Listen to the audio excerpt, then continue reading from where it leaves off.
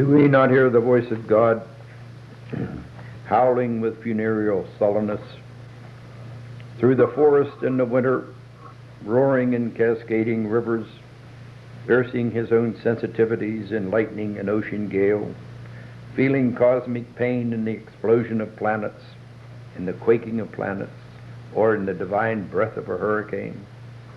Should we rejoice that God, through tiny human nerves, experiences all forms of horror and pain, despair and fear? Can we imagine the glories of a God so self-watching, so identified with us, who are so identified with this pointless game?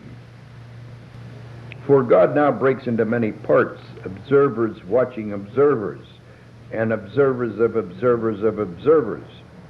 But which of these billions is really here now? Which of these particles among God's infinite number of particles is watching God? Is he alive to all who watch death and life? Is he alive to God, who rejoices in seeing God particularized? Or is he alive who is not among the myriad observers, the myriad eyes that sleep or remain less asleep? Is he alive who hears through millions of ears of greater or lesser dependability? Or is he alive that turns his back on madness, on rejoicing and despair, on pleasure and pain, on gods and God particles, and who looks on nothingness with apathy and indifference, who laughs at the thunderings of hell and the shrill insanity of heaven, who feels with feelingness as only God can feel, but who turns once more back to his fellow man, saying, I have become a mirror. Look beyond my beauty. Look beyond my ugliness.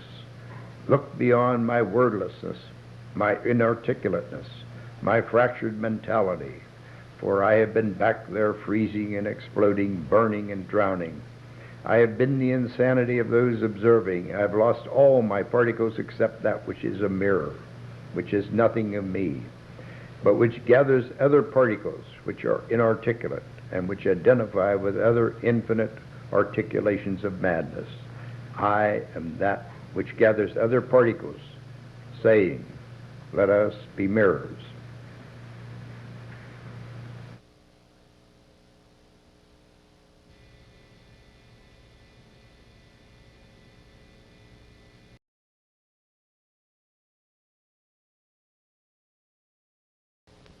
The dawn breaks because another day and night have died.